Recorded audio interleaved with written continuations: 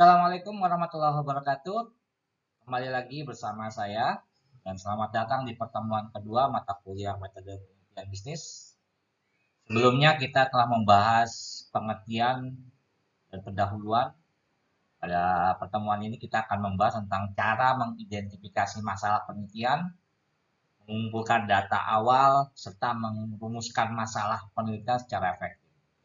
Nah, materi ini tentu juga sangat penting dari awal untuk memulai proses penelitian dengan arah yang tentunya akan lebih jelas ya teman-teman. Adapun tujuan pembelajaran kali ini teman-teman, ada 3 poin yang perlu disampaikan. Pertama adalah mengidentifikasi masalah penelitian di bidang bisnis ya.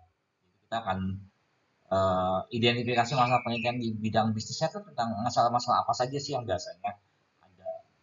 Yang kedua, tujuan pembelajaran adalah mengumpulkan data awal untuk mendukung analisis masalahnya. Kalau kita punya masalah, kita kumpulkan data-datanya dulu. Kita data tersebut nanti yang nantinya dianalisis untuk bisa menjawab dari penelitian tadi. Berikutnya adalah merumuskan masalah penelitian dengan tepat agar penelitian yang kita buat itu memiliki arah yang jelas dan lebih terstruktur, teman-teman. Yang pertama adalah identifikasi bidang masalah yang lebih luas. Nah, di dalam penelitian teman-teman, langkah pertama adalah kita akan mengidentifikasi bidang masalah yang lebih luas tentunya ya. Jadi jangan dulu spesifik, kita bikin dulu masalah yang lebih luas. Bidang masalah adalah area atau topik yang menjadi fokus penelitiannya. Jadi saya ulangi lagi adalah bidang masalah adalah area atau topik yang menjadi fokus penelitian. Misalnya, teman-teman, dalam bisnis, bidang masalah biasa mencakup penurunan penjualan, misalnya gitu ya. Bidang masalahnya nih, bisa mencakup penurunan penjualan, terus loyalitas pelanggan, gitu ya. Jadi seberapa besar sih loyalitas pelanggan dalam membelanjakan uangnya untuk membeli produk-produk kita, gitu ya. Atau efisiensi operasional, ya. Jadi dari jarak A ke kota B, apakah biaya operasionalnya efektif atau efisien dan sebagainya, ataukah cost yang kita keluarkan untuk bahan baku itu sudah efisiensi secara operasional dan sebagainya. Itu yang kita akan identifikasi bidang masalah yang lebih luas.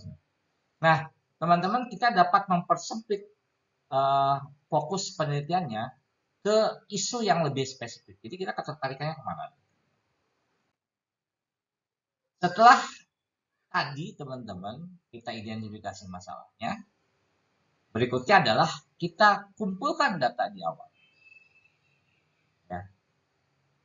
Ini bisa kita lakukan dengan mengumpulkan informasi yang relevan tentunya dari misalkan kalau perusahaan ya kayak laporan keuangan, laporan penjualan dan sebagainya ya dari laporan-laporan keuangan atau data pelanggannya. Kita punya data-data pelanggan nih.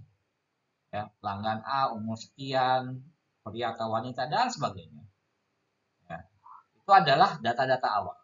Terus berikutnya, selain tadi, selain laporan keuangan, selain data pelanggan, kita juga bisa survei literatur. Nah, ini penting untuk menentukan misalnya penelitian dahulu tuh yang relevan tuh apa, gitu ya. Jadi literatur review itu kita bisa lihat, oh dulu tuh peneliti A sudah melakukan penelitian ini, jadi ya sampai kita melakukan penelitian hal yang sama, yang jawabannya sudah pasti ada, ya. Tapi kalau misalnya menggunakan metode yang lain boleh, atau misalkan menggunakan misalkan metodenya sama, tapi kita punya laporan keuangan yang berbeda, apakah hasilnya sama atau tidak gitu ya. Nah itu juga boleh. Ya. Jadi kita akan literatur review, apakah penelitian sudah pernah dilakukan sebelumnya atau belum. Nah dari data-data awal ini teman-teman kita juga bisa mendukung analisis masalah yang memperkuat dasar penelitian kita. Ya, jadi pertama apakah ada data sekundernya, ya kita bisa lihat dari laporan keuangan, terus laporan data pelanggan, neraca saldo. Terus tadi kalau misalnya ngomong bahan bakar dari A ke B, berapa jaraknya dan sebagainya, itu data-data itu kita kumpulkan. Berikutnya sekundernya kita bisa lihat dari literatur review, ya, penelitian terdahulu, apakah sudah dilakukan penelitian. Kalau misalnya kita mau menganalisis faktor A, B, C, apakah penelitian terdahulu itu hasilnya seperti apa, dampaknya seperti apa. Nah, itu juga bisa menjadikan data awal kita. Nah, data-data tadi tentunya eh, akan mendukung analisis permasalahan yang akan kita teliti. Ya, jadi bisa jadi dasar. Berikutnya adalah setelah data terkumpul, teman-teman, tadi masalah sudah dapat, datanya sudah dikumpulkan, kita sudah dapat data-datanya. Nah, kita perlu mendefinisikan dan merumuskan masalah penelitiannya. Ya, masalah yang dalam penelitian adalah masalahnya adalah pertanyaan yang ingin dijawab melalui proses penelitian. Itu adalah masalahnya.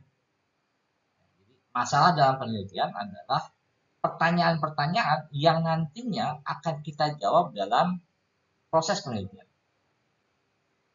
Nah, masalah ini biasanya bersumber dari fenomena yang diamati atau kesenjangan dalam literatur. Jadi kita amati misalnya dari jarak A ke jarak B yang menggunakan sepeda motor misalkan. Itu kita akan melihat fenomenanya, kita potret fenomena seperti apa. Ataukah ada kesenjangannya, ataukah ada masalah di kendaraannya mungkin, atau dari jalannya, atau kalau misalnya kita mau cek analisis faktor yang mempengaruhi penjualan misalkan ya. Nah, itu juga kita bisa lihat fenomenanya seperti apa, kesenjangannya itu apa. Atau kalau kita lihat kesenjangan, gapnya itu seperti apa. Ya. Nah, dalam merumuskan masalah, kita harus memastikan bahwa masalahnya itu yang harus jelas. Ya. Masalahnya harus jelas, fokus, dan dapat diteliti dengan metode yang ada. Metode yang tersedia itu sudah ada. Ya. Jadi metode yang sudah ada kita gunakan untuk membantu kita dalam menyelesaikan masalah. Itu untuk pertemuan kedua kita kali ini. Jika ada yang kurang jelas, teman-teman silahkan tanyakan langsung, silahkan komentari. Terima kasih, mohon maaf bila ada kekurangan. Saya tutup. Assalamualaikum warahmatullahi wabarakatuh. Selamat.